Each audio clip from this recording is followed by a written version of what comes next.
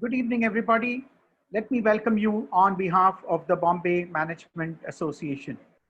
This is Professor Mani, delighted to welcome you back for the second session of our BMA HR Convention 2020. As we mentioned last time, we were to do this in the Mumbai University Convocation Hall, but circumstances forced us to go digital. But touch wood, the inaugural session last week was indeed very enjoyable. And we're looking forward to continue to seek wisdom from our two stalwarts here today, Raju Mistry and Bhaskar Bhatt. I don't think any of them need any introduction, and I'm sure Google Uncle would have given you enough about them before you actually came here. Having said that, let me offer greetings of Ganesh Chaturthi to all of you present here today and hope that Lord Ganesha takes us on the route to learning and also helps us on the path to recovery for the society at the earliest. On that note, to take the session further on the changing world and what it has in store for us, may I hand over to our dynamic program director, Yogi Sriram, again, who needs no introduction, but for those few who have come in for the first time this week, I need to only tell you that he is often regarded as the patriarch of the human resource function. Every possible award in the field of human resources adorns his office. Yet he is a very simple, unassuming, humble, approachable person. And one of his greatest passion is to focus on developing human resource professionals for the country. And therefore, for an HR convention of Bombay Management Association, the obvious leader would have been Yogi Sriram. Good evening, Yogi. Thank you once again. And may Thank I you. hand over the floor to you to begin this session. Thanks, Professor Mani. It's wonderful hearing all those nice things about myself on Ganesh Chaturthi. And once again, let me join you in greeting the audience and all our honorable speakers on this occasion. Business raising a toast to HR is what the theme is all about in this convention. And we are on Saturday number 2 after the first Saturday, which was on August 15th. I'm very excited to hear Mr. Bhaskar Bhatt and Dr. Raju Mistry on the topic of the changing world. I will not go into very elaborate introductions, but very briefly, Mr. Bhatt is an engineer, BTech from IIT Madras, and he's also a distinguished alumni. He's got the Distinguished Alumni Award of IIT Madras in 2008. He's also an MBA from IIM Ahmedabad. He has done some fantastic things for Titan, but perhaps one of the most creative companies that one has heard of, and something that's not perhaps written in the LinkedIn profile and the more elaborate introductions that I've seen, is that the engagement, the employee engagement levels in Titan perhaps were one of the highest in the world under his leadership. So a real people's person, if I may say so, a servant leader, as written by Dana Zohar, and a person who's had experience in sales, marketing, innovation management, R&D, and an inspirational leader. So thank you very much, Mr. Bhatt, for being with us. And Raju Mistry, Dr. Raju Mistry is the Chief People Officer with CIPLA. She has incredible range of degrees, a PhD in organizational behavior from Delhi University. And she has worked in several companies such as, and led HR like Jubilant Life Sciences, Group Head, Talent Staffing, Employer Brand and Group Leadership Programs, Aditya Birla Group with my good friend Santrupt, Chief HR Officer with Grasim, Group Head, Leadership Development, Aditya Birla Group. So has had a terrific career, and I think we're all going to have a very exciting afternoon between 4 whatever and the end of this session. The changing world is all about a very obvious thing that's happening. I mean, everybody's talking about the new norm. We're using words in our lexicon which we never heard of physical distancing, social distancing, never heard of things like, I mean, we've heard of masks, but we've heard of Halloween masks. We've heard of, those masks which you get when you visit Venice, but this is obsessive, the masks all the time. We've never heard of the kind of terms that we're hearing in terms of vaccination and terms like, COVID-19 and things. And I think the so-called new norm has occupied a lot of our time. Talking on digital media has become a new norm, and not being able to get the full benefit of body language and understand the other person's full emotions, because you can, non-verbal communication is supposed to be very important in every communication. So the new norm has made us see lots of adjustments, some of which are painful, some which are a pain and so on, and some which are a reality. And the new norm, unfortunately, is seeing unprecedented kind of effects on the economy, unprecedented effects on the geopolitical scene in terms of polarization and stuff. But I have requested the speakers to go just beyond, to go beyond the pandemic and the days that are predicted to be changing for us during the rest of the pandemic. I hope it ends fast, and I hope Lord Ganesha is going to join or to bless us all with a vaccination fast. But I think what is important is to think about the future, which is never going to be like the past again. So over to the two distinguished speakers to elaborate on what the changing world means. Thank you, Yogi. Bhaskar, if you may, I'll just say a few words and most welcome, please. Thank you. So first, thank you, Mani, and thank you, Yogi, for a very invigorating, very topical, topic for us, and also this opportunity to really talk to Bhaskar, who's really very iconic and has done some very wonderful work in this space. I think for all of us here, it will be very nice to hear a business perspective on how things were, how things are, and how they think things will be in the future. Just a very quick thing on COVID, and the current topic that we are talking about is artifacts of culture. Yeah.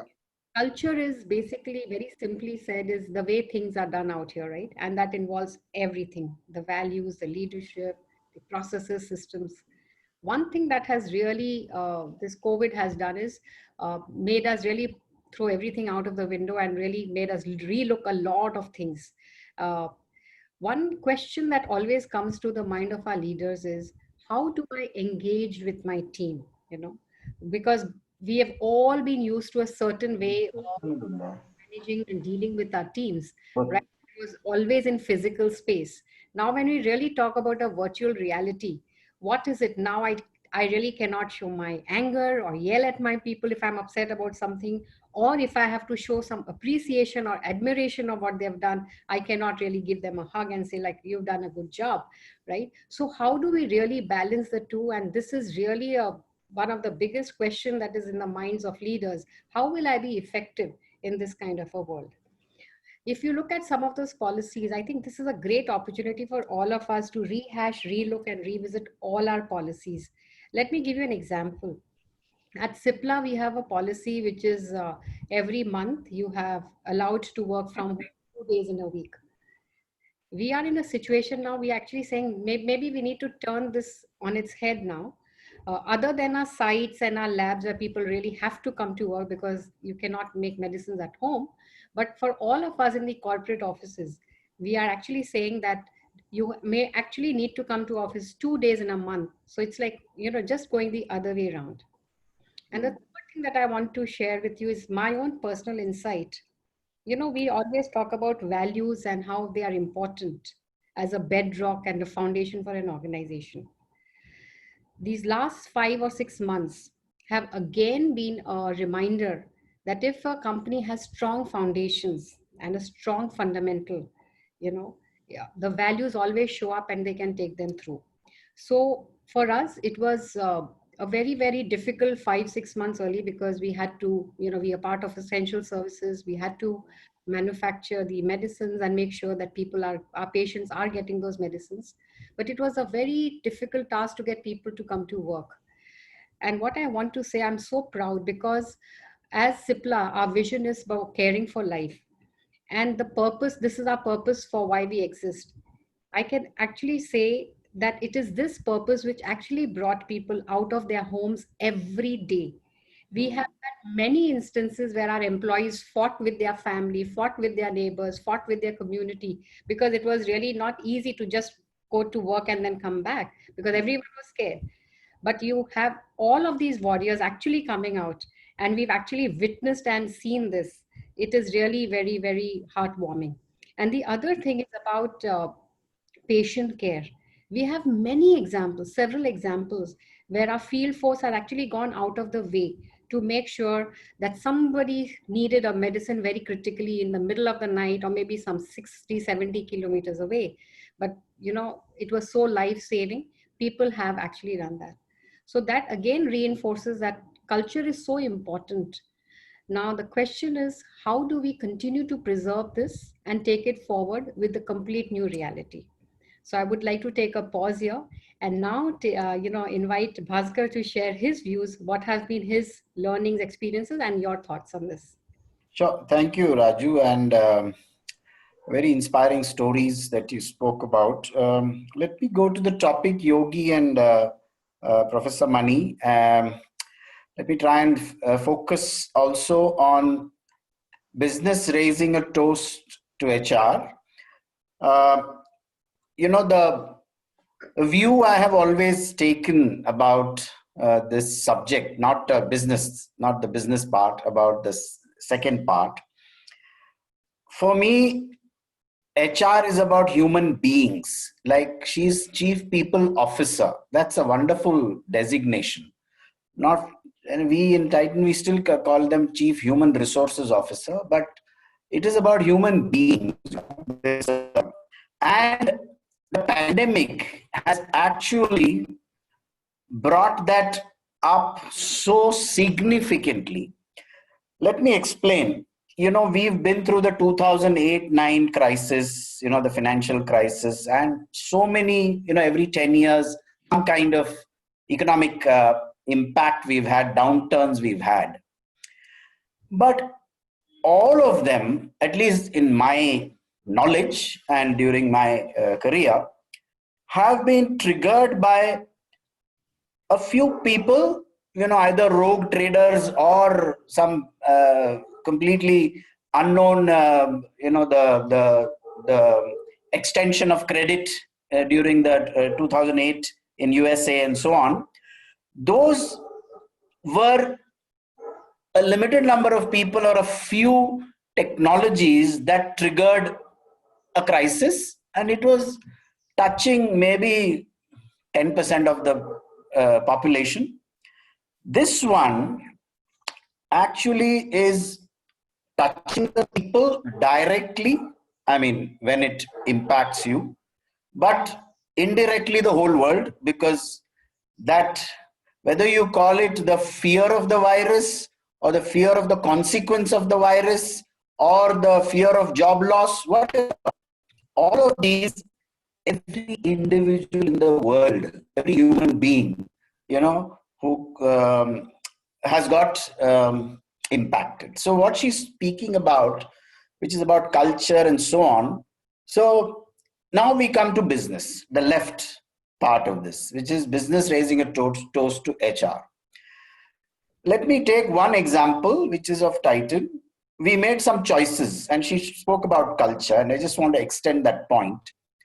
We made two choices in the company, which is that we would have unconditional positive regard for people. Unconditional positive regard for people.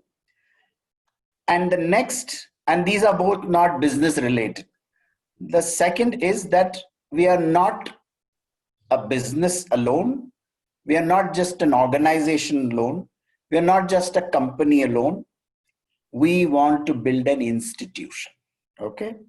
Now, what does, everybody talks about institutions. To me, institution, the way one would explain it to the people, what an institution is, look at your school, look at your family, look at, maybe some of you go to the temples.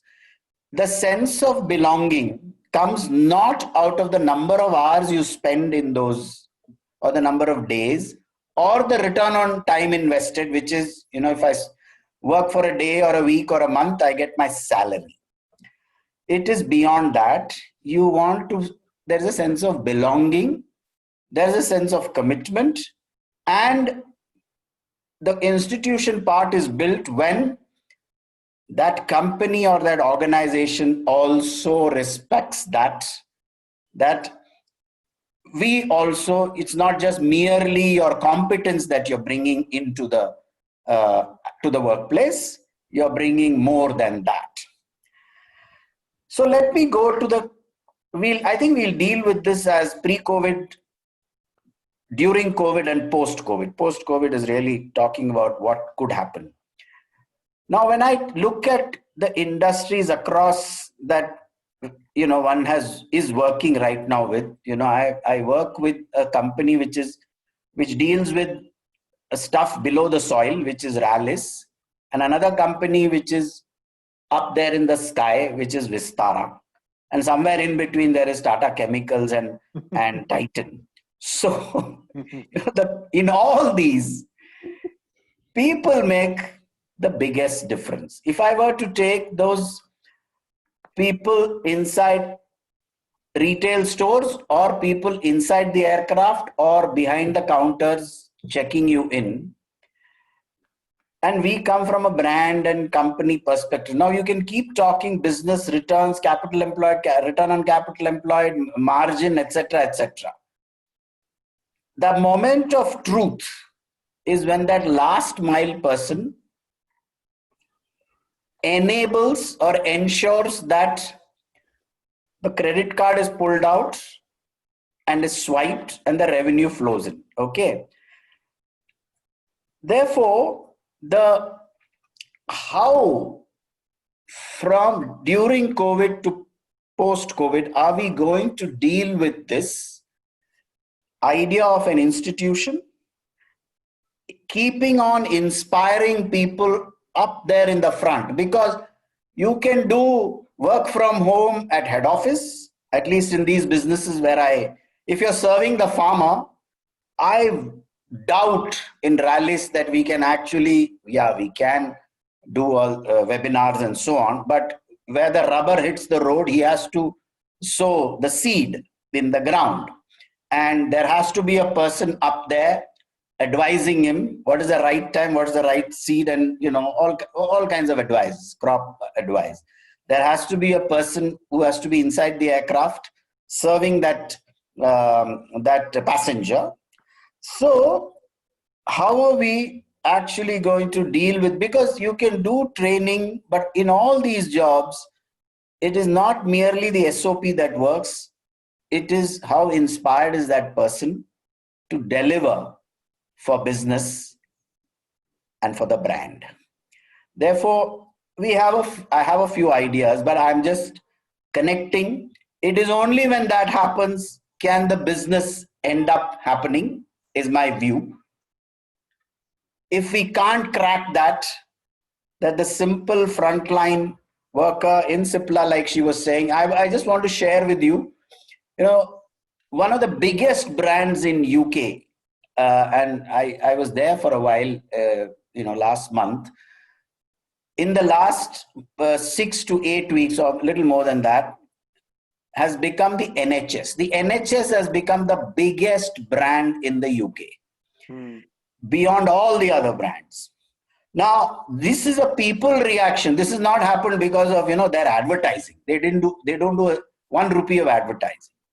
But suddenly the people have responded to the NHS in such a way. In fact, every store I went to, there would be this thank you. I don't think any NHS person was, even walking into that store, but there would be this poster, with a smiley saying thank you NHS and so on. Now, these are natural reactions of human beings to what they see as authentic work and genuinity, as reaching out, like Raju was saying. I think I'll stop here, because on this subject, there are many, many thoughts that cross my mind. I wanted to ask both of you a question, if you don't mind. Yeah. And this is a personal question. This is a question about adaptability. Right. Has your own capacity to change and adapt yourself to the new norm surprised you? Because, there's so many things that have happened during this entire period of change from March 25th and a little before to all of us. We have seen people who have adapted an attitude which is very different of flourishing and resilience. Are you seeing this kind of resilience which has never been seen before? Are you seeing this kind of a positivity which has never been seen before? And do you think also gratitude, like you said, about the British public system, the National Health Scheme, is gratitude has an important point or a part to play? Raju, would you? Yeah. I think, Yogi, to your question, I think we are all very surprised. Mm. I mean, one would have never ever imagined that, it was like a switch on and switch off kind of a reaction, right? Because we suddenly, I still remember the day, 17th March, we decided work from home. Yeah. Lot of us were just still, we have never ever worked from home like the way we have ever done, right? And within a period of 2 days, and I'm not exaggerating, and I kudos to my IT team, and the way they really rallied around to make sure that everyone is enabled to work from home. And what surprised me most is there were a lot of our managers, who were really not very IT savvy, right? Because they didn't have to. But the way they took to doing the meetings on MS Teams and all, like fish taking to water. So that is one aspect of it. The second aspect of it is dealing with the day-to-day challenges that emerged. I mean, we never anticipated what it would mean to take a pass from the government, because movements were restricted, but we needed the pass, and even machinery was not prepared for it. So all of us had to really work around to see how do we get there, and the most important part, I think, was how do we address fear? This fear was real in our people, right?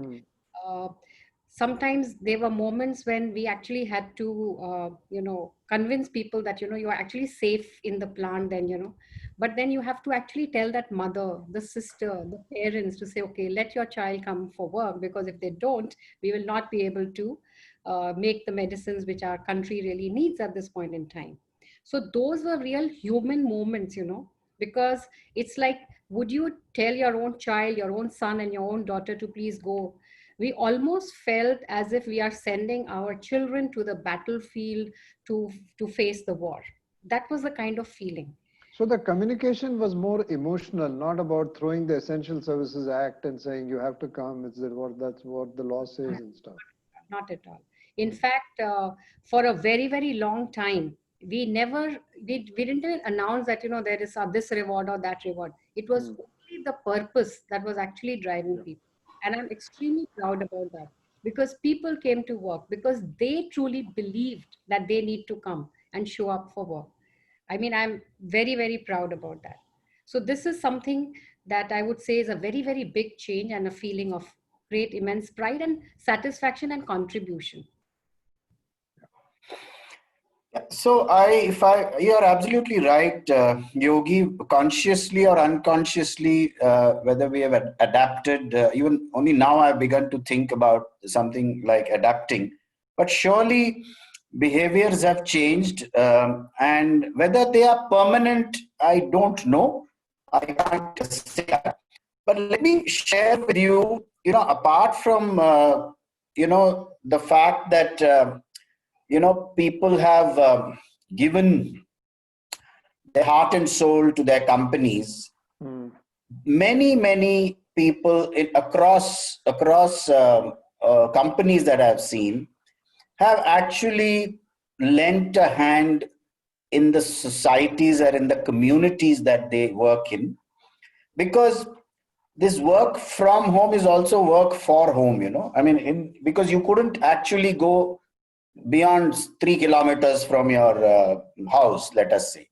At best, you could walk that much.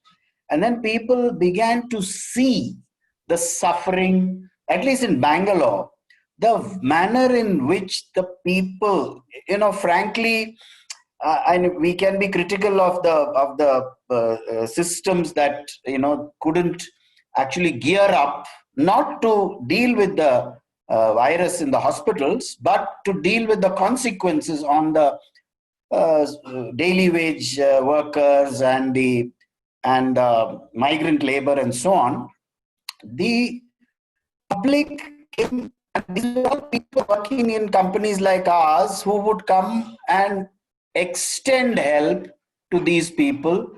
And I must say that at least in the first 3 weeks, between 25th March and maybe up to middle of April, almost 70-80% of the food and shelter and all that was people, either resident welfare associations, volunteers, and of course many actually jumped in, organizations jumped in and helping. Now that was again a natural reaction and a change of behavior. People working from home and for home realizing suddenly that there was poverty and despair around. It was really despair. If you ask me, the migrant labor and the daily wage workers, it was sheer despair. That is one. The second is, if I were to take go back to companies, and I were to go back to, we are in our country, we are usually very critical of government as individuals. But I must tell you, the experience in aviation, for example, the government, one step below the minister, the DGCA, the MOCA, Ministry of Civil Aviation, would almost have weekly meetings on web on how to deal with the issues, people issues, the obviously business issues, safety issues, and that kind of consulting, that kind of engaging. Some of us, I was certainly surprised. I haven't seen that in other industries. And what emerges today, I can just guarantee all of you, not that, we want to generate business, that flying is the safest mode of travel. I know you can't fly short distances, but it is short duration. The filters in the aircraft ensure that, the virus will not, the chances of the virus getting to you are minimized. There's the frequency of circulation, plus the SOPs. I don't know how many of you have actually traveled, but SOPs in the airports, non-touch, transactions, even the security guy, there's no phishing. So these are all new ways of working for the airline industry and the aviation industry, but the government working closely is just imposing, thou shalt not kind of. I've seen that kind of change. So I'm not just saying my own, but I'm also seeing in the system behaviors. And I can go on about the manner in which the police here in the city of Bangalore have cooperated with the public during this period. Never seen before, Otherwise, we always think police wala hafta leta hai, Here, they were all reaching out, helping people, helping others. So I do see behavior change. Whether it's permanent, I don't know. Also, I think the nature of education is changing drastically or will have to change. I mean, digital education is something that every institution is talking about. There's uncertainty about when physical in-presence exams will happen. Social capital to some extent is eroding. I mean, you can't run around and play with other people in a park and stuff because you're supposed to maintain social distance. What do you think? And then internships are not allowed because you can't go and do internships. Field work is not possible. What would you both think companies should do to fill up this gap of the batch that is passing out, and who knows, maybe another batch that will pass out without all this, exposure and nuances of social capital being built around them? Social intelligence has something to do with social capital. And how are we going to cope with these people who are growing up in a bubble, if I may say? Bhaskar, you want to go first? Yeah, okay. I have some thoughts on this. First of all, it was very interesting. I just came out of a conversation with two mothers, who have two kids each at home, and it's very funny.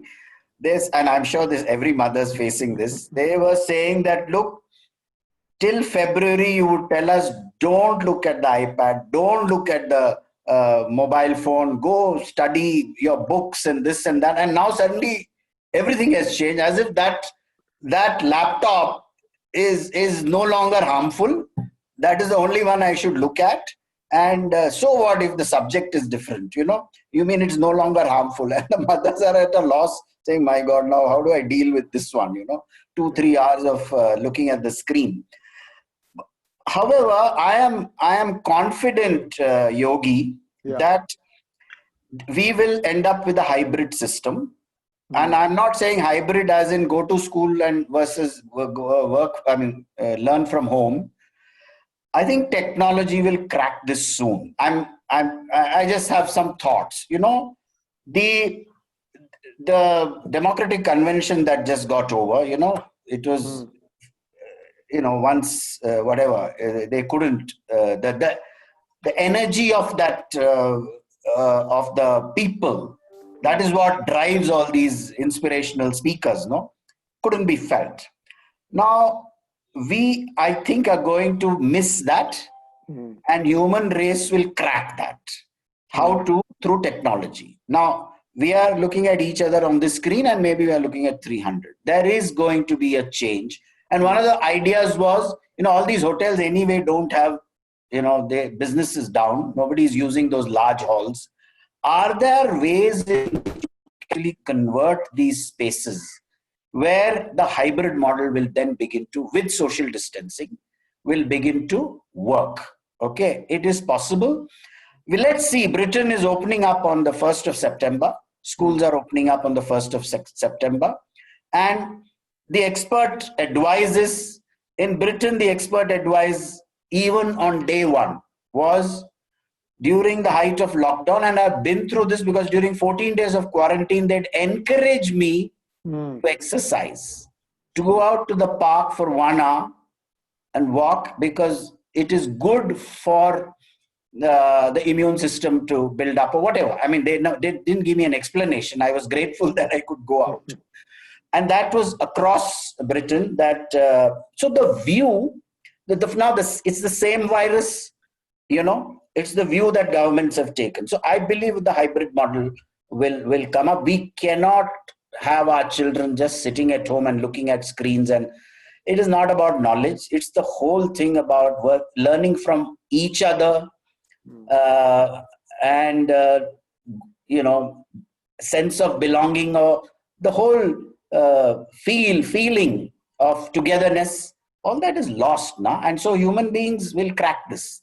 I have a few ideas, but I'm sure we are so innovative that we'll manage this, not just in education, even in the other fields. Over to you, Raju, if you have any thoughts on this. Sure, Bhaskar. Thank you so much. Sometime back, in one of the courses with Singularity University that I attended, there was one thing about democratization of education. And this was a very futuristic thought that, people don't have to go to the Harvards and Whartons of the world, but Harvards and Whartons will come to you.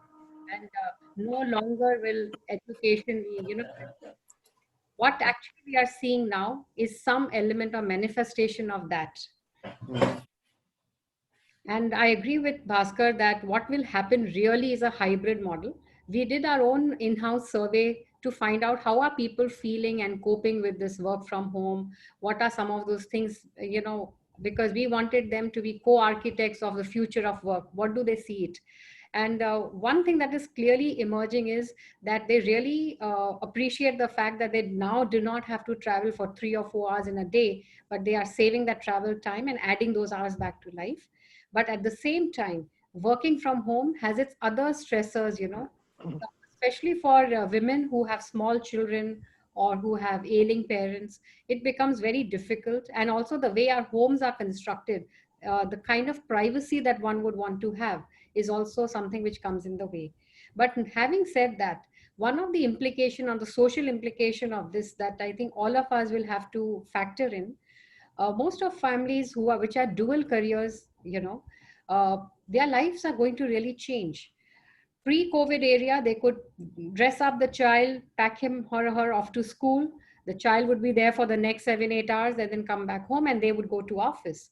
But now with the classes being online, and the parents also need to be there, because it's like the parents also have to be ensuring that the child knows how to toggle, and it's very difficult for parents to cope with it.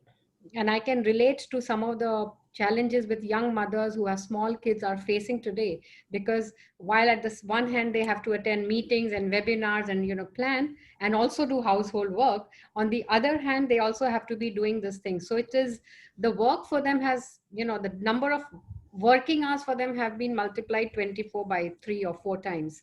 So that's the kind of thing it has really created. But yes, I read today that probably the World Health Organization has said that maybe this pandemic will be over within 2 years or so. So God willing, if that were to happen, then we have to manage like short and medium term now, and then prepare for what is a post-COVID. Some lessons I think people really will have to take forward, and some learnings from that. I don't know how much of what we have going through will really stay with them. So we'll have to play a very balanced view of how we will manage the situation during and after. Specific question for you, Raju, is that the Indian pharma industry, and I'd love to hear what Mr. Bhatt also has to say on this, has been focusing mostly on generic drugs. I mean, the molecule after the patent is over is then developed by R&D people in India. It takes 5 or 6 years to find that blockbuster drug. And then you market it, you have the first to file kind of a concept, and whatever it is, whether it's erythromycin or whatever it is, one makes the money as long as it sells. But things are changing now. I mean, the same drug that would be selling at say $7 or $8 per tablet or per sheet is now selling much cheaper. How is the pharma industry able to cope with this huge change? I mean, COVID or no COVID? Yogi, I think I would want to take you back into history almost 85 years back, when this whole idea of actually, setting up this whole pharmaceutical industry and, making medicines. I think our founding fathers, when we started the pharma industry, was about making medicines affordable and accessible to people. Yeah. And I think that was the intent of what, so one of the motto of the pharma industry basically is providing affordable healthcare to people, because, you can have an innovator product, but you would have to pay maybe many times the generic version. And if you see the move also in the US, why are they more into, why did generics become very big and favorable option for them? Because it was affordable. So affordability of healthcare and I don't think it's ever going to go away. It's more about the industry becoming smarter and trying to see how you can manufacture best quality medicines at lower cost without compromising on quality, and making the kind of volumes that you need to do to be sustainable. So that affordability and accessibility will always remain, whether it is India or overseas, and that is not going to go away. I totally agree with Raju. I mean, this, in fact, it's a coincidence. Wasn't it a couple of days back, the Honorable Minister Piyush Goyal spoke about India being the hospital to the world and the medical and the pharmacy to the world or something like that, right? Yeah. I think it is a vision achievable even if you're journeying towards that without having to be seen as that. I'm talking about world-class healthcare at cost which is affordable to Indians.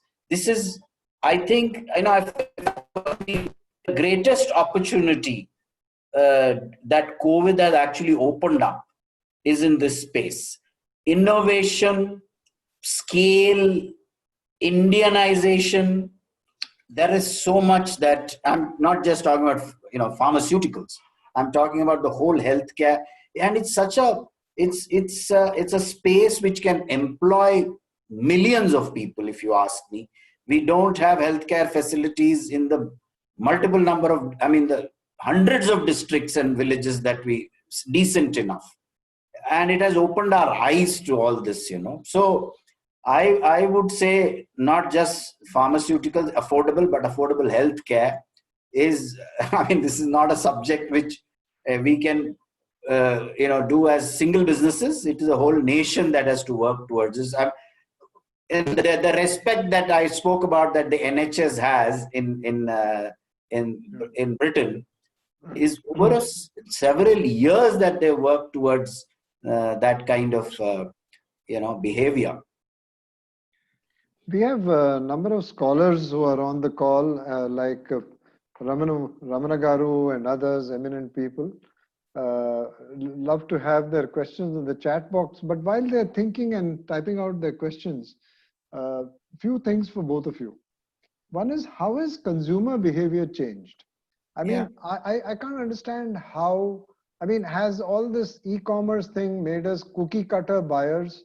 How can you run, how can you just see the texture of a sari on a screen, for example? You need to run it through your fingers, you need to see the texture, you need to drape it on yourself. So I don't know how these buying decisions are going to change, since this is all about the changing world. Yeah. And the second is, aren't we all amazed about the Amul story? They have unrelentlessly built their brand during this period and before. And I think they are a match for Titan in terms of brand building. They're much better than. They're much better than. Much better. They've done a fabulous job. It is my iconic brand, and I talk about it everywhere. Anyway. Please go ahead, both of you, on that. We'd love to hear your views. On consumer behavior, it's very interesting that you asked this question, and I will share some data with you. It's not data in that sense of numbers. Pre-COVID, it's a very interesting piece, because I've studied two companies, online companies, and both of them needed this touch, the high touch, both the categories. One is in jewelry and one is in glasses, vision care. The galloping, the change that happened from the time they launched their brands or their online businesses, it was 100% online at one time for both these companies. And till pre-COVID, somewhere, let's say 3 to 5 years back, they both realized that both these categories need that touch and feel that you need. And both the companies were quite expert at getting technology to the fingertips of customers to be able to, wear that piece of jewelry and, be able to look at yourself and not really want to touch it. Yeah. Despite all that, as they opened up stores, Yogi, it was the stores which were recording the larger growth. Okay. Till March 25th happened. In fact, the growth in these stores was double the rate of online. Okay. Today, it has reversed again. Okay. Now this is during COVID. Now, the pre-COVID numbers of some of these companies is 15% online, 85% on the ground, brick and mortar. Okay. What started as 100% online and smart tech being applied, but consumers, where there is some trust involved and where there is this fear that a mistake might be made online. I guess there is a whole set of parameters that are emerging in consumers' minds. Okay, what products will I buy online? During what circumstances? And where will I not compromise? So the famous Omni story, of course, is how it's going to play out. So I'm just giving you this consumer piece. Sure. Today, online is the way to go for these companies because, you know, people are fearful of going to the stores. Okay. Yeah. And just to share another piece of data, at least one of those companies actually is recording growth over last year, July to July, August to August, you know. Now that you haven't heard of anywhere. I mean, obviously online, Amazon and Flipkart have, you know, are in a different league, but I'm just talking of those which are dealing with hard products, branded products, category products, specialty retailers, you know, experiencing this. So I'm concluding only one thing, Yogi. Consumers are smarter than companies, first of all. Okay. They are one step ahead of companies. However good your technology be, they settle to the right mix. You know, at the height of COVID, we all went to the Kirana store, right? Because you couldn't travel to Star Bazaar or Big Bazaar. But now I understand that the Star Bazaars are coming back with a bang because you want to buy for the whole week. You don't want to go often to the Kirana wala. So, you know, it is a very dynamic situation as far as I can see from a consumer point of view. And lastly, I would add one more thing. Small town India is braver than the city dweller. Small town India, the only thing people say in the smaller towns like Ranchi, Mr. Dhoni is just, you know, made Ranchi so famous. Ranchi, Raipur, Bilaspur, all these towns, the only thing the store guy tells me is, sir, क्या करें, lockdown है, दुकान नहीं खोल सकते, लेकिन जिस दिन दुकान खोलते हैं पब्लिक आ जाती है. So the public mentality in small town India is they want to shop, and as long as they are compliant, they'd like to shop. In the Bombays and the Bangalores and the Chennais and Delhis, there is a fear. People actually don't go out to shop. They are still fearful for whatever reason. I mean, for the right reasons. So even when lockdown opens up, people will be very reluctant to go out and shop. Whereas in small towns, it seems it's not the case, and I'm pretty sure it will continue. The recovery rate in small town India has been double, triple of the larger cities. Yeah. And you were very magnanimous about Amul, Mr. Bhatt. Amul, of course, you know, it is the greatest. Imagine a brand which has withstood multinationals.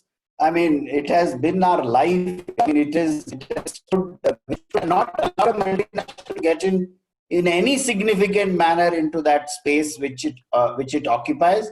Loved by hundreds of millions. The business model is simply outstanding.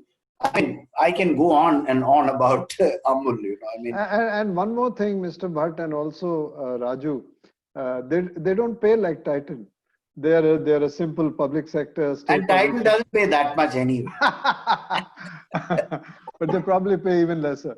So I mean, it's just a mystery how they've captured the imagination of every Indian who watches television. I think they are an institution. They are beyond an institution, according to me. Yeah. Raju, anything on that? I think Bhaskar has covered it so beautifully. If I were to just add one example from my own life, I used to be marvel at how my daughter and niece, they would order shoes online. I mean, imagine shoes. You want to see the comfort and how it feels, right? And I used to always ask them, are you sure you're buying shoes online? How would you know? But that's the generation also. You know, there's a whole online generation, which is the new millennials and the Gen Zs and Ys, who are very comfortable and would only shop online. And then there's the other set of people like us who take time to, you know, get used to the whole online shopping concept. Also, there are categories. You would be very comfortable maybe buying groceries online, but for a sari, you would really want to see the drape and the fall and all of those stuff. But it's different. And Raju, to your point, I mean, aren't you both fearful about great companies like JCPenney going belly up, Brooks Brothers, who were the former couturiers? Couturiers are the people who specialize in making those presidential coats, those long flowing gowns. So right from Abraham Lincoln, for 42 presidents, Brooks Brothers made those. They're going belly up. And as to your point that it's important you stand in front of a mirror and you wear that coat and you see how the fall is and how the creases are and stuff. These are actually sensational closures, both of you, and it's actually sends a shiver down the spine of even those who are not living in America, because they, like Amul, were institutions in their own right. Well, Yogi, wait until you see the belly ups of aviation companies and hospitality companies. The recovery rate in some of the best airlines after now it's 5 months is less than 5%. Forget about the lease payments for aircraft. Soon they won't be able to pay the parking charges for aircraft because they're not flying anymore. So at least when you're flying, the number of hours that you parked in an airport, you don't have to pay for that. Now it's a double whammy. You're not flying and you're parked. So you're paying lease, you're paying rent. Yeah. Therefore, those will be even bigger impacts from a business perspective in terms of scale of impact.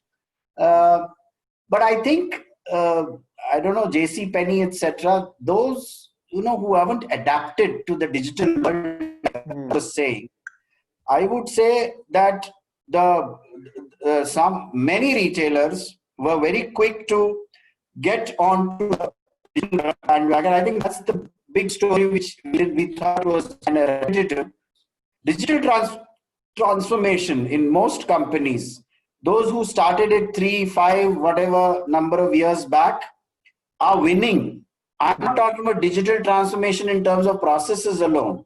It is making every individual digital savvy. One of the programs that I remember we launched in Titan 3 years back, or 4 years back, was assessing the digital quotient, DQ it was called, of every individual, and making him aware how good or bad he is on that journey, whatever it was.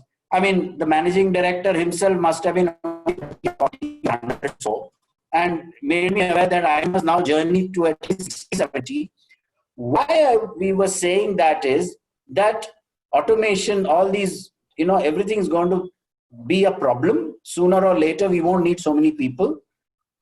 And being the kind of group and company we were, we had to at least make people begin to work towards acquiring new skills. Now you could do that. At least the least the company could do for them is make them aware what is this whole world of digital, rather than they being fearful.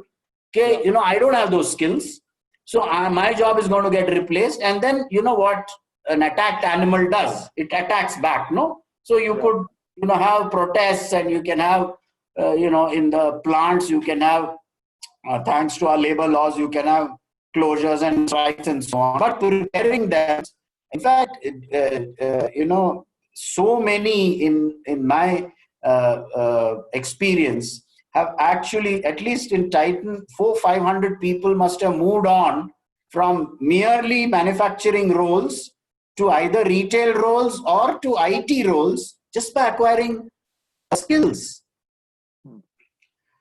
I have some concerns on this over-dependence on digitization, and the two concerns are, and there are lots of educationists of eminence and excellence on this call. One concern is it going to create a digital divide? Because there are stories about a family who can't afford a smartphone. Today, many enlightened companies, including in the Tata Group and L&T and others, are consciously going to the so-called tier 2 and tier 3 colleges because we feel that adversity brings out the best of people. But this is making things impossible, the digital divide. How do we reach out to a whole lot of people who are just not going to get educated because they can't, because of the problems of not having the right equipment? That's question one. Second question is, and if it's forgotten, I'll remind you both. while we talk about artificial intelligence and stuff, I mean, your biases can get baked into an artificial intelligence algorithm when you're interviewing a person, and stereotypes can be very dangerous. Your comments, please. Oh, on artificial intelligence, I can talk for the whole day without knowing the subject. Okay. So as Raju, I'm sorry, I talk a little too much, but I just want to talk. This subject is so dear to me, not artificial intelligence. I'm talking about the regulation of not just content, this whole social media regulation. Artificial intelligence is at the cutting edge of that. Okay. Yes. I mean, we know, including in the recruitment systems where people are saying some machine will interview you, etc., etc. There are biases built in, and there is already fear, and therefore a lot of well-meaning people are beginning to realize that there has to be regulation. Now that is at the front, at the cutting edge of technology. If you come back, to our daily lives, there is no longer, I believe, there's nothing called truth anymore. I mean, there is fact, my version of the truth versus your version of the truth. How can you have a version of truth here? So now, therefore, this is willy-nilly happening, Yogi, and it is influencing people or whatever. I mean, forget about being, judgmental, WhatsApp forwards or somebody's opinion about something, some fake fakes, everything there is. And I guess countries will get it right. I don't know whether they'll get it right. If there is intent, you can get it right, of regulating this. Okay. Yeah. Regulating both the manner in which it is done and the content. I mean, that greatest event that occurred, actually, it passed us by, I guess, when 5 of these, the fangs were grilled for 5 hours in the US. Now that kind of stuff, is what will lead to greater regulation. So I think my only answer is regulation. It has to happen. It is, of course, you can say self-discipline amongst companies, etc. But, finally, companies are there to create value for their shareholders and stakeholders at the best. And there has to be regulation. Self-regulation is ideal, but it is a slippery slope. And about the digital divide? Raju, I'm sure you have some views. I can join in a little. Sure. So Yogi, my perspective on this whole, for one is digital pieces. See, extreme of anything is, not very good. That's being right. also is not good. So it's about making the right choices, the judicious choices in terms of where, how, in what avatar, one would want to adopt it. From my own experience, I can say for sure that digitization has a lot of immense value and potential for eliminating the drudgery of work that all of us seem to be doing. So we seem to be very busy doing the so-called non-value added work. And if we can hive that off to something which is a little bit more programmed and use our mental faculties to do a little bit more higher order thinking or a little bit more complex cognitive thinking, we will be able to not only enjoy our jobs, add more hours to our life, but also create a differentiated proposition for ourselves, our organization, and our family. So I'm a very strong proponent and believer of digitization, and I believe it has to be used and done judiciously. In terms of the digital divide, I think human beings have an immense creativity and potential in terms of figuring out a way of how to do that. Let me give an example. When we do town halls, for example, right? So we try to see how many logins and how many people have logged in. But keeping all the social distancing intact, we also find that, let's say there is a one screen which is projecting whatever is being conveyed through a webinar, and you'll have like 30, 40 or 50 people, depending on the size of the room, who are actually benefiting. So there will be several models that will come out, because I think people are creative. They will find ways to, work around it, because they will not be deprived for a long time. And we have seen many examples in the past, and that will continue. On artificial intelligence, again, I think, especially Yogi, you and I can relate to it. A lot of behavioral sciences is left to, the soft and fluffy. But Yeah. here is an opportunity for us to create the insights that will help us understand and make human behavior little bit more predictable than, because we have tons and tons of data, but they are all in different pockets. How do you put it all together to create a meaningful insight? And that's really the challenge for us. I am not a great believer in terms of, having robots interviewing human beings and, making a judgment on that. Personally, that's maybe I'm old school, because I believe there is something which is even more, we can sense a lot, which is that intuitive or gut, which you actually get to see when you're talking face to face. Even virtually, I feel sometimes it's not the same thing as, actually meeting people in physical space, because there's a lot that the body chemistry also talks to you about the person. So those shortcomings notwithstanding, I would still feel that artificial intelligence is something which we should explore, but we have to make those choices judiciously. After Mr. Bhatt shares his views on digital divide, Yeah. I'm handing over to Mani for the Yeah. question answers, and then also closing the session. So your digital divide, I think there is, if anything, our country is moving very rapidly towards bridging that divide. I'm not saying we will get there fast enough, but let's start with the whole telecom. The data today is the cheapest in the world in India. Okay. Is the cheapest. Now access, thanks to the private sector operators and government, etc., the combination has made both the mobile phone and the service so accessible. And the at least to begin with, on the financial side, it is really becoming friendly. Okay.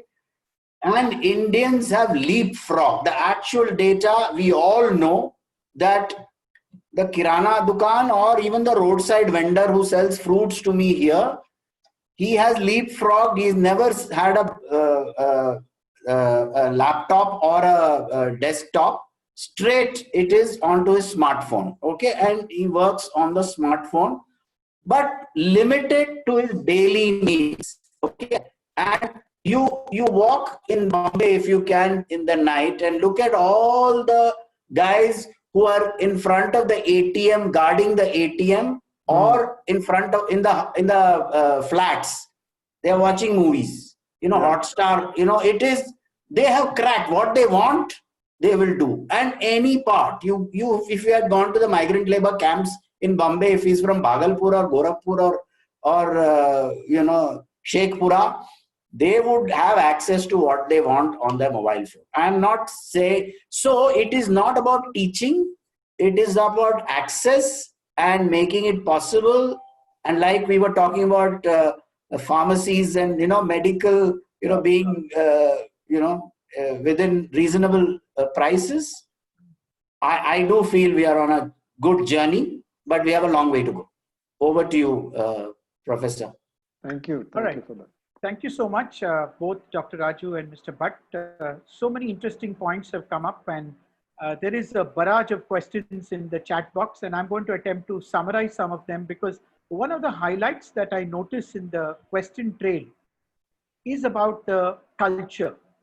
As all of us know, building culture itself is such a challenge for any manager, and particularly it's often the responsibility of the HR manager to drive the whole process. But today, when we are talking about building the company culture in the virtual environment, how do we really take some steps to make it more empathetic? We'd like to have your responses, please. Well, let me start by, let's look at the big companies in India. The same challenge we faced if you looked at the Infosys and the TCSs and the Wipros of, you know, the same issues they face, saying, okay, we are an India group, and overnight they exploded, you know, with offices across the globe, people moving across the globe to client locations and delivering services. And we are talking about 200, 300,000 employees per company. Same thing, how do you ensure that the culture in those offices is the same as the corporate office? I think the HR community has cracked this beautifully. The new business model of global delivery models, etc., that, you know, that IT companies, there are lessons that IT companies can teach all of us in the how of managing culture. I think the leadership traits are not going to change. I believe trust, transparency, communication, and communication is two ways, not one way. You know, those are the tools that will help build not the new culture, the new way of working to extend the culture. This is personally how, and there are lessons in these global companies which have multinationals. Yeah, they have so wonderfully woven culture across their global workforce. Therefore, there's a new truth that will emerge, if you ask me, and I do feel the hybrid model of training, getting together, what I was talking about, a large room, maybe with 360-degree cameras, everybody feeling they're part of the room, there it's possible. Sorry. Yeah. Raju, would you like to share some of your thoughts? You to unmute yourself. Yeah. So I think Bhaskar covered it beautifully. And Yogi, when you talked about having the unconditional positive regard, right, which talked about, I think this as a ethos or as a way of being is very, very important. And if that gets percolated across the organization through various means, is something which, you know, people live and believe. Any company which believes that the culture of an organization is only the responsibility of HR is something which is nothing can be further than the truth, because every individual, every leader, every employee of the organization actually make the culture. HR happens to be the custodians and facilitating the processes and making it, you know, come alive. But I think the onus of the culture lies with everyone. And there are various ways in which, even if you're working remotely, there are various ways in which this can be experienced and felt. And I think the challenge would be how to continuously reinforce the whole messaging, because there are companies who don't operate in a physical space, but even they have a culture. They have But Raju, let me challenge you a little bit on that. You know, in the Indian system, I mean, work from home hasn't settled down as well as it possibly has settled down in countries like Germany and the advanced countries. So some managers, some leaders look at work from home as shirk from home. And that trust element which you and Bhaskar are alluding to might not have been extended to this concept, and we are still sort of evolving on that. How do you think one should, you know, look at the whole issue with a different kind of a lens? The entire concept of trusting people, work from home, being more considerate, not ringing up at odd times saying work from home means masti kar raha hai, to 9 baje bhi hum phone kar sakte hain, kind of thing. So Yogi, let me give you a very different example. I was talking to one of my friends, and she was saying that, look, this work from home has changed so many things. This person whom I used to write when they were working in office, it was very difficult to elicit any response from him. He would take days and weeks together to even respond to an email. And now, ever since work from home has happened, the moment you send an email, there's quickly a response. So responsiveness has increased. Of course, there can be some fear element. Actually, it's working the other way around on the psyche of some people, where people are saying that if I do not respond, if I'm not seen, then the organization will start wondering, am I really required? So that's Right. we should not forget is also playing. But that's one thing apart. I think any culture or any organization, if it has to really build on strong fundamentals, it it really needs trust. And if there are leaders who are not, who believe that their people are, gallivanting and not really focusing, then I think we should work on those kind of leaders, because there are several ways in which managers have a good sense on who's being productive, who's really adding value. And I think that sense is what needs to be operating. Many companies have this and they have done it beautifully. I always believe, Yogi, 90% of the people in the world, whether it is they want to do the right things, they will always comply with the law. There will always be this 5 or 10% who will always be there, and that's we always have to live with. So as an organization, the fundamental belief is, let's try and now focus on the 90 rather than the 5 or 10 who always may, whatever you do, they will always find a way out. Thank you. This dimension of trust and transparency, I thought were the highlights of how we could redefine the new culture. And I'm glad Mr. Bhatt emphasized it so strongly. As Yogi mentioned earlier, we have a couple of faculty from several academic institutions as part of this learning journey with us today. And one of the top of the mind anxieties in the minds of all such B schools and management institutions is, how is the entire post-COVID scenario going to affect campus recruitments? And what is HR doing to gear up to taking these challenges and also taking care of their regular customer, which is the MBA students? So may we request Raju for her direct perspective, and Mr. Bhaskar, but of course, to share his wisdom. Yeah, so I think the need for talent will always remain, and the talent pipeline always has to be, need to infuse new talent into the company. At least for CIPLA, we have gone ahead and we have recruited our trainees from the campuses, and we were just talking about onboarding, right?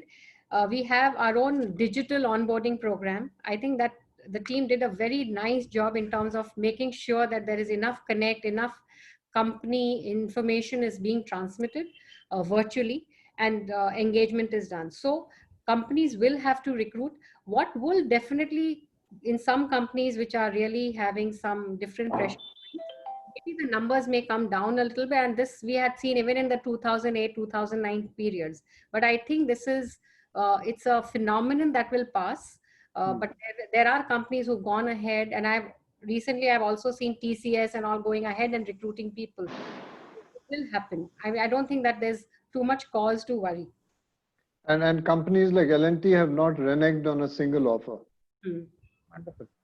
That sounds very reassuring. Mr. Bhatt, your views, please. Yeah, I have unmuted you. I don't know how it went on there. Please just unmute yourself. Yeah. Now, you hear me? Yeah, clear. Yeah. Go ahead. Yeah. Let me go back to one point, just an added point about trust and transparency. Actually, it is about, and I get this from Venkat, who is now managing director of Titan. It is, you can push that every year a little more, and if you're seen as honestly what Raju was referring to, as the leadership being honestly pushing that agenda on building greater and greater trust through two-way communication. I'll just give you an example. For 15 years, we used to conduct a survey called Tell Me Survey in Titan, which is, only the MD has access directly from the employees in the month of December, and 2,000 people participate, and it's a one-on-one. It's a survey online, okay? And you can say whatever you want, what the company did well, what the company screwed up on, and the rating of the management. To cut a long story short, this would be the one of the inputs for the next year's plan. The employees' inputs, all coagulated. And my colleague went one step ahead. He said, I will talk to 300 people in this survey. Out of the 2,000, I'll give 3 minutes to each of these randomly picked people to call me, apart from just this online thing. Now, that is a huge step forward, I believe, in building that trust, that it is not just a process this company is following, there is a certain authenticity and genuineness of purpose, and therefore it builds even more. So my point is that this even on recruitment, if I were to go back to the practical aspect, I think this will be cracked very easily. It's already, nobody is holding back. In fact, in the Tata Group, I know for sure,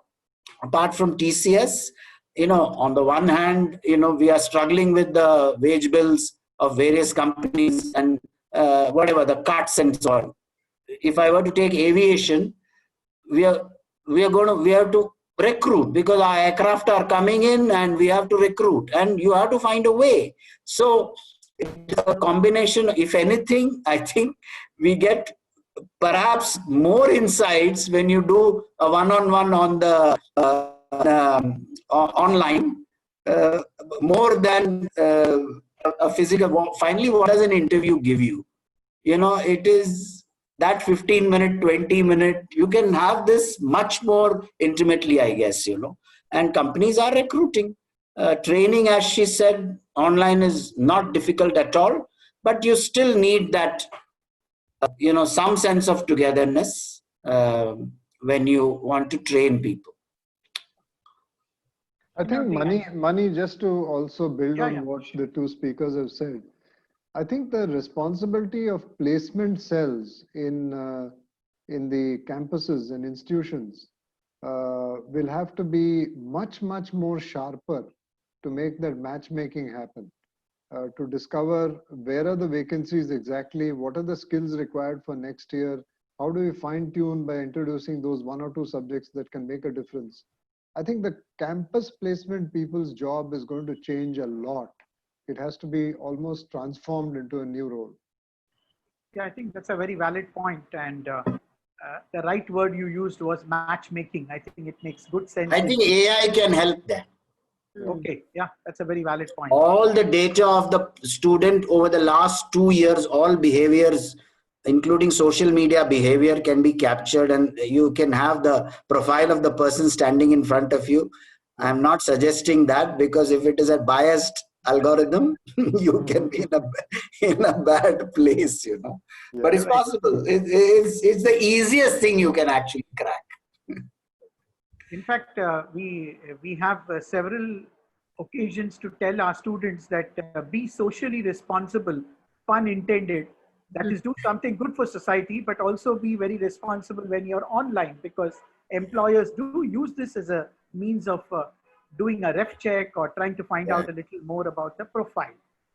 We have another. I also think, Professor Mani, that we are a very comparison-oriented society. मेरे previous batch को कितने पैसे मिले is a very, very important question for a young mind. I think that paradigm has to change in the current disposition, where companies are struggling, as Mr. Bhatt mentioned, with wage bills, and personal costs are just not affordable because of the circumstances. I think the role, they need to re-baptize themselves when they go for placement and think about the role and not be fussy about what kind of cities they're going to be posted in, the youngsters. And I think the placement cells have a very, very big role in counseling them about these changes. Yeah. Mani, I just want to respond to one question which I saw. How's the Tata Group responding to the people issue? I just want to share a thought in the group that this view of the group that we are kind to people is very good. I mean, that perception is the perfect perception. But we are business-like as well. So the articulation in the group is, if anybody can get these companies back from limping to running, it is the people, not the machines. The machines you can buy anytime. It is those people. So it's a part of the business. You have to, you have to be good to people and they'll be good to you. So, it is not just, about kindness and magnanimity, and that's great, but it is also smart thing to do, If your retail guys walk away because, stores were closed, their relationship with the customer is lost. is lost, and you can recruit whatever number. But by the time they get to know Mrs. Kulkarni next door, whose daughter is getting married, in December, you would have lost the. Yeah. I understand. In fact, as a continuation, Raju, would you like to just share some of your views on how to actually manage the expectations of the students? I think this is another big challenge campuses are facing today. I can only give an example, Professor Mani, and I have faced this a lot. So what happens is there is this whole batch parity mentality that people seem to have, right? And when you come into a campus, I'm an 85 batch or a 90 batch, and then what happens is over a period of time, you have to promote people, right? Because some people are doing well and you need to promote them. So you promote one person, the other says, no, I'm in the same batch and I have not got promoted. I only had one response for them. I said, look, if they're in a family, if there are 5 people, all of their destiny is the same. Obviously, the answer to that was no. Then I go back. I said, in your campus, all of you went through the same course, same professors taught you. Did everyone land up with the same thing? So the obvious answer is no. Then I said, why do you expect that because you've joined a particular company, all your destiny is tied together and you will all go in the same way? This is something that I've always addressed. And I said, no, it's your degree and whatever has got you entry into the organization. Where you go from here and how you chart your progress and career is dependent on what you are going to contribute. So please don't expect batch parity. And that's how I have managed to, deal with some of those situations, but still it's a difficult one because that same comparison. There's a very interesting question, and this is nothing to do with the theme of this convention. That is, what would you recommend as the way ahead for India? Unlock completely or continue lockdown for some more time? My view, very clearly unlock completely. Would you like to? You said this or that. No, so I'm just telling you. Okay. I think I'll tell you why. Okay. I think we have created a sense of fear amongst our people, whereas we should have created a sense of respect. The respect for the virus and the respect for social distancing versus the fear of not social. Danda was what was going on being a lockdown. Lockdown sounded as if, one bomb is being, thrown on you. And we have to be responsible. When I say total open up, etc., we have to be responsible. People are not behaving. That is where the problem is, etc., etc. But the economic impact on that daily wage worker, the rickshaw driver, the kamwali bai, millions of them is not possible to imagine, Professor Mani. It is not possible to imagine.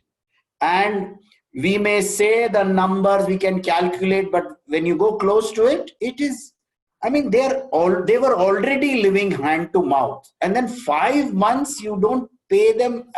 It's not the government responsibility. I'm not saying government should pay them. In Britain and other countries, they were paying. So if we don't get back to work quick enough, we are in deeper trouble in other areas. That's all. Yeah. I would advocate for a little bit balanced approach. So for example, a lot of corporates, and if I look at metros, I'm talking about all the metros where people have to travel to corporate offices. If your work permits and allows you to continue to work from home and still deliver value and do that, I think you should. But if the work does not allow you, you have to come to a plant or a site to manufacture something, so those are the people who should actually be allowed to, go out and do what they need to do. But for others, but at least you will make space for them. That's the way I see it as. So if your work allows, I think companies and corporate offices should be in no rush, because then they're exposing other people. And coming to this responsible behavior, my own experience has been some of the people, they really don't behave responsibly, and some of the educated ones, it's like a bravado, to not go without to go without a mask and all. And that sometimes telling somebody who's supposed to be knowing and adults, is this something difficult? So yes, people are supposed to behave responsibly, but some of our experiences have been otherwise. So yeah. You know, I just want to add to what you said. I totally agree with you on this work from home. I think those are choices that the companies may make, and smart companies will make these choices on the hybrid model. For example, on that, 8 hours off work doesn't mean 8 hours at work. You know, that is, you know, we have to be able to measure, you know, this is the amount of work I need you to do. And during this period of time, if whether you sitting in front of a screen for 8 hours, that's suspicious that you were talking about. I think that smart hybrid model of not having a vast corporate office with the ACs, you know, chugging all day, we are all going to be smarter. You know, COVID has made us smarter on that. But I'm talking about the national requirement of opening up.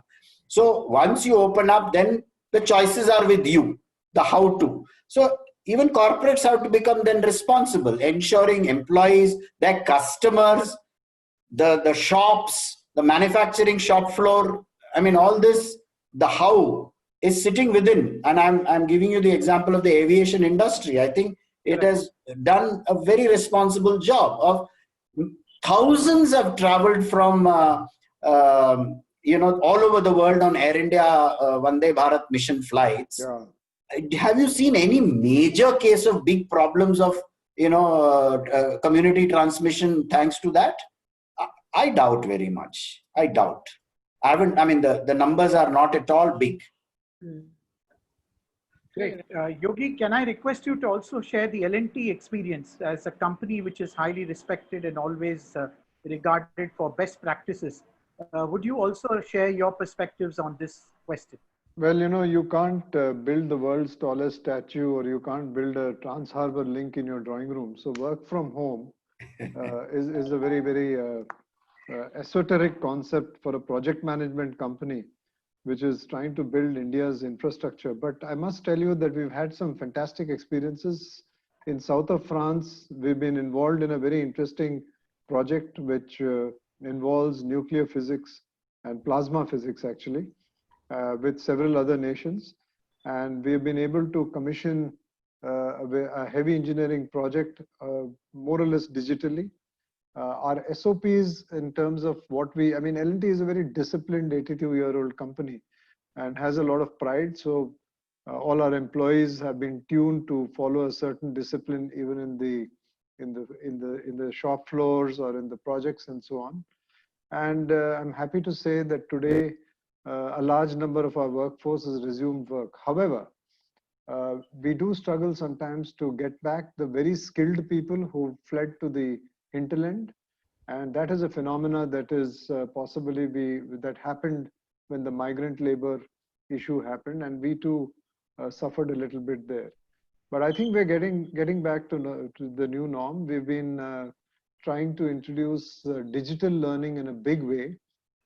Digital learning is anytime learning. We're using learning platforms, not just learning management systems, where recommendatory material and content is given to employees. But we don't fool ourselves with the fact that phygital is more important than digital. I mean, a good blend, as Bhaskar Bhatt was talking about, a good blend is very important. So we've used a good combo of many things. Our leadership team, the executive committee, on which I was a member till recently, met with furious regularity just after the lockdown was announced. I think it brought us very, very close as a team. And I think that the whole idea of sharing what is going on, though of course it was almost twice a week at one point of time, then it became once a week and so on. I think it taught us a lot of things, and we got to know each other, I think, much better than before. Also learned more empathy, learned more consideration, and so that's some of the stuff that's happened. We've also run, you know, we have a world record in terms of running assessment centers. I think we've done something like 18,000 assessments in the last about 17 years. We introduced it in 2002 or 1, and I was one of the authors, and even I can't change it now. I mean, it's so much a part of the system, and we've learned to run these assessment centers digitally now. Brilliant. That's Wonderful. Yeah, wonderful. you should have been contributing more from the L&T's experience to this. Oh, I'll have my turn throughout these 8 sessions. So we wanted to hear dignitaries like you. Yeah, and of course, Yogi has always been part of several such activities of the Bombay Management Association. Himself is a past president of the Bombay Management Association and still very active in the National HRD network at this given point in time. I noticed we have another past president, a very senior person from the Godrej Group who had since retired, Shri Indrapal Singh Ji. He'd like to make a point and he's requested me to allow him to make his point. Indrapal Ji, would you just unmute and speak? He was my boss at one time. Bhaskar, I didn't want to say that, but No, I have to say it before you start talking. Wow. no. I have such fond memories of working in Godrej. Sometimes such unfortunate things also happen in people's career. Anyway, so it was, we are all very proud of Bhaskar that he spent a few years with us, and that goes without saying. So the point I'm trying to make was a building on trust part. We ran short of ventilators somewhere in April. So DRDO approached our aerospace business that they wanted valves for ventilators. Now, we have never made these valves, but we have capacity of precision machining like Titan has in one of their businesses. And they also do aerospace work. We also do. So can you imagine, for the first time, the scientists and technical guys of DRDO said that you source the material, whatever you have, you fix your suppliers, you modify the designs, but we want within 3 weeks, 5,000 valves of ventilators. Now our factory was already shut. But the trust prevailed across the value chain. BMC gave us the permission to open the factories, people were brought in and all kind of things. And about a team of 20 odd people. And can you imagine in 17 or 18 days flat, we delivered nearly 3,000 valves in I think about 4 weeks time, something like 5,000 all the valves. Now I wrote about it briefly in this, and I said, that's the speed of trust. Now in India, we bemoan the fact that everything takes years. Why? Because the trust is not. For example, inspection, in DRDO's case, inspection is the most delaying thing. Yogi, you would have heard your guys, why money is not coming, inspectors are not coming. Yeah. But in here, the inspection was done, but the inspectors were waived out. So the speed of trust that work can happen is absolutely fantastic. And of course, the noble purpose that the lives would be saved and whatnot, that motivated our people who we were picking up for Vikroli coming from Dombivli and beyond. Many of them, they came in their own transportation once they were given the permits. So I think we can do a huge lot of things. If India has one major deficiency systemically is the trust deficit. I mean, apart from fiscal deficit or any other deficit we may talk about, the trust deficit. Nobody trusts anybody. So this is one example in 28 days, 5,000 valves which company has never made, and they are used. Other day, the technology supplier put an ad that they supplied 30,000 ventilators in collaboration with BL to various healthcare facilities. But this sort of thing can be done. It's a very powerful thought, Indrapal. I hark back to 2 examples, one in the restaurant business and one in retail servicing business. The moment you empower people with the trust, actually they behave more responsibly. It's the reverse, all processes. It is about the servicing of a watch in a remote Muzaffarpur, which we learned that lesson. In Muzaffarpur in 87, 88, if your watch stopped, that guy wouldn't put the watch on the table first. He would put, a dagger on the table first, replace it otherwise, those kinds of things. Now, sitting in head office saying guarantee itne ka hai, ye wo, it doesn't work. So we said, empower that guy to do whatever is in the right thing for him to do. Trust that guy to take the right decision. This is exactly what Indrapal, the moment you do that and you give the empowerment to that guy, he behaves responsibly after that. This is what the DRDO example has actually painted, And across, the vendors, the BEL, the Sankres and DRDOs has many agencies, and above all ADA, that is Aeronautical Development Agency, who were the nominated coordinators of the project. So many government agencies can get it done, things in say 4 weeks time. Why should our light combat aircraft take 30 years? I met Dr. Kota Hariharan and I asked him, sir, when will this be ready? So he said, not, because when he started that aircraft, we were somewhere connected with him. And so he Indrapalji, jokingly told us that not in your and my lifetime, it will not be done. He was the chief designer of the aircraft. And the LCA is going on from 1980 today or 1990, something like that. But yeah, 2 and years for an aircraft. Indrapalji, I want to bring you closer home to Bombay, where we all live. And this is about BMA. No, I live in Bombay actually. I know. You're in Bombay, Mumbai. So I'm saying the example of which you've given of DRDO is fantastic, but look at our own BMC. I think the way they have worked during this entire crisis is absolutely outstanding. I mean, Bombay is one of the most polluted, more populated places in the world. And the way they have risen to the challenge, I think is very, very touching. And they are the unsung heroes of the city. No, even in this story which I mentioned, their role, giving all permissions to open the factory, passes for transportation, these valves were physically be transported to Bangalore for testing. Everything, all the clearances for transportation, vehicle, for permits for people to go, etc., were given on war footing.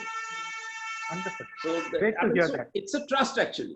That's I thought that I wanted to highlight the trust and talent part they were discussing.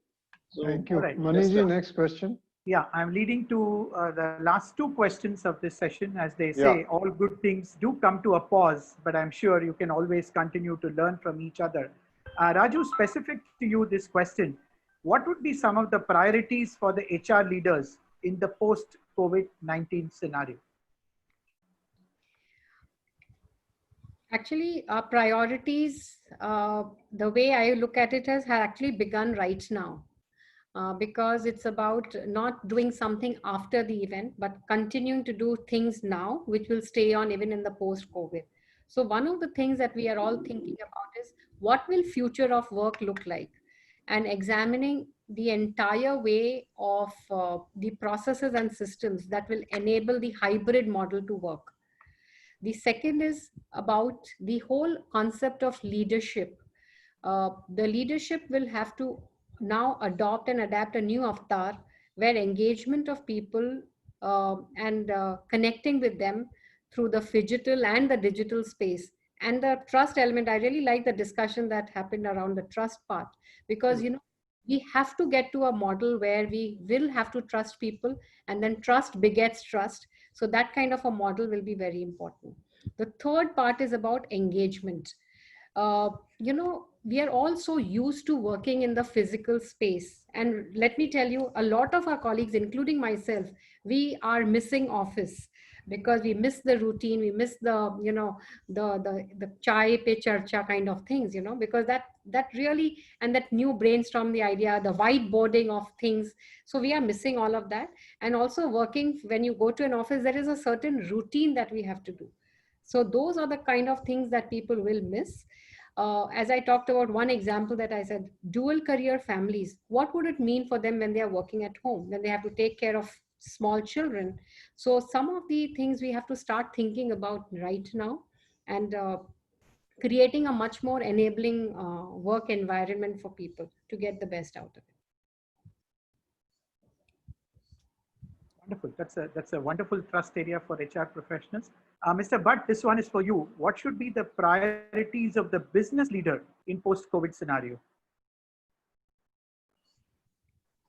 You'll have to just unmute yourself. You've got unmuted by mistake. No. One more. Yeah, better. Go ahead. Yeah, I think everything else, that we used to practice, which is ear to the ground, I wouldn't say forward thinking, etc., etc. I think what has happened from a business perspective is, in very simple terms, an unknown risk has actually emerged. We used to be very good at applying the risk matrix to our businesses and looking forward what risks, that the watch will no longer be needed and it will become wearables, etc. These were the manner in which we would, but this has made the whole thinking about risk change. So therefore, all those other things, for example, customer centricity, it has got enhanced, and in the phygital world, it is now possible to be much more, customer centric is one, but at the same time, get greater understanding of the customer because of technology. Face-to-face was one way, the old ways of surveys and research, etc. Today, technology is delivering at the fingertips of marketing managers, customer insights, which are so valuable because of the analytic capability of your systems. Okay, so that will never change. You're ear to the ground, and most times, as I was saying, customers are ahead of companies. Therefore, that one quality, they will actually show you the way as to where you could be possibly making mistakes or you could possibly be going. I would say a very important, but in the new world, it's a different reality, which is digital orientation and so on. The other thing is this, from what I have seen in all the companies, which I think we've become very cost conscious. Okay, we've suddenly realized all the wastes that were around in our companies, the wasteful practices, the overemphasis on so many things, which suddenly you realize. So simplicity has come into many people's lives, and therefore people are willing, today to look at much lower operating costs when it comes to your individual self. Okay. Now, for example, the one idea that is coming around in companies is what she spoke about, which is, travel. You don't have to travel to work, but that doesn't mean you work only out of home. Can it be a hybrid where instead of this large sprawling corporate office, which is guzzling a few crores a month, can you have decentralized offices where people go to work, but they spend very little time, A, very little money, B, and still remain connected, both physically. So instead of one large office, 20, we were calling it pods, pods, 1,200 people in one office versus 100 people per office, or even less, and others work out of home. So this new thinking has come, and people are beginning to. So some of those things we spoke about will have to continue in leadership, which is the trust, transparency, people orientation, the unconditional positive regard for people, but making people aware of their digital capability, and at the same time enabling them to raise their capability, not guarantee jobs. This whole sooner or later, we can look at a future where jobs on tap. I think Yogi will know more about it. Yeah. At least in manufacturing, they are talking about this, jobs on tap. Every morning you get it's like a contractor. He delivers a certain number of people for so many hours, and you pay him for that much. And that guy knows plumbing. He's an electrician. He's a multi-skilled guy. So the gig economy and jobs on tap is probably something which will emerge. So I think many things will continue, but the risk, suddenly people are beginning to realize that we were not assessing risk the right way. Waste, digital, customer centricity, people centricity. I would add one more point, Professor. Go ahead. One is suddenly the talent base that is available for companies is now exploded. Because earlier we would say, okay, this person cannot relocate, for example, from Bangalore or Chennai to Mumbai, right? True. Jobs are no longer centered in a particular place. You can actually operate from anywhere. So the availability and possibility of tapping talent anywhere is become much more easier now. Absolutely. I think it's like we are saying, the talent is become, the global talent is available at in your laptops, if I may say so. And I think, Mr. Bhatt, if I might venture to comment, the integrity campuses of Titan in Bangalore, I think are a testimony of how smart offices can be designed. It's really a wonderful case study ahead of its times. I don't know, people give me credit for that or give Titan the credit for that. It's got, in this COVID time, you know, we have no AC in that office. It's a totally green office. Absolutely. It's light and wind management is what we've done, you know. So in this COVID period, suddenly it's become the right model, you know, because there's no air conditioning. You know, I have been there, and my son is an architecture student, so they always marvel it from an architectural perspective. That's how one got to, you know, admire it even more. So we are wondering now, if we don't want a corporate office, can we convert it into a resort? All right, wonderful. Yogi, can I request you to do the wrap-up comments, after which we will complete two interesting activities. One is we take a BMA group photograph, though virtually, so that we can preserve the memory of all of us getting together this evening. So I urge all of you to put on your cameras and get ready for this photograph while we allow Yogi to do his summary comments. And then we will take another 2 minutes to propose the formal vote of thanks as our duty and responsibility from BMA. Over to you, Yogi. Thanks. We've had a kaleidoscope of views, right from what Bhaskar Bhatt was talking about, trust towards the end of the conversation, to the many questions that I fired, which were very, very diligently answered and very, very elaborately answered by both the eminent speakers. I think it's been an absolute fiesta of thoughts and views and perspectives on what is going to be, what we're going to be facing in the future. My learning has been pretty intense from the fact that we brought in things right from consumer behaviors changes to changes in how leaders are going to be looking at their followers, to how work from home issues. Of course, we didn't get into it into detail, but we talked about that. We talked about how firms will have to conserve cash and how one has to find new ways of figuring out how to do business. I think it's been a very, very interesting conversation, and I'm grateful to the two speakers for taking time off. I'm grateful to the audience for some excellent questions and comments. I do hope that the rest of the, what, Mani, 7 more sessions that we have? That's right, total of 9. We are in the second one today. Each session seems to be snowballing into a new benchmark. I mean, the first one was terrific, but this is super terrific. And I think it's, you know, it's like building blocks of a tall building. So we're having a really good time. And I'm so glad that we've been able to raise a toast on Ganesh Chaturthi and kick off a wonderful conversation. Thank you very much, the speakers, audience, Professor Mani, and everybody else. And wish you a safe and be well and be happy and enjoy the festival.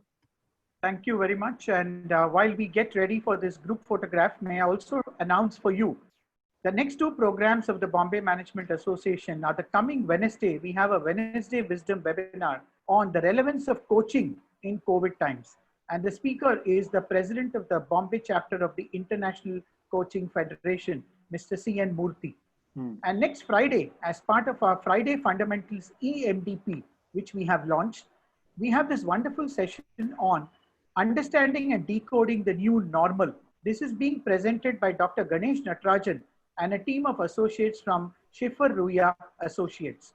So do stay tuned in, and I'm happy to share that one of the things that BMA was able to do is from April to date, we have organized 35 webinars on various topics of interest.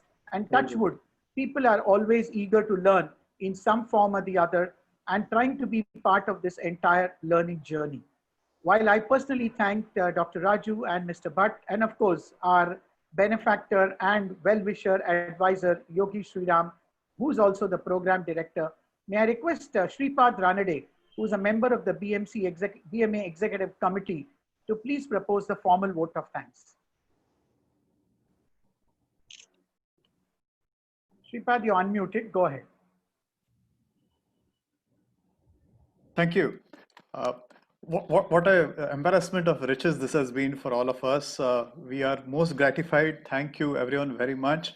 Very specifically on behalf of Bombay Management Association, Mr. Bhatt, thank you so much for telling us not about only the future of work from home, which we have been listening to, but also about the future of work at work, and about leadership, and also about what should happen at the level of our country.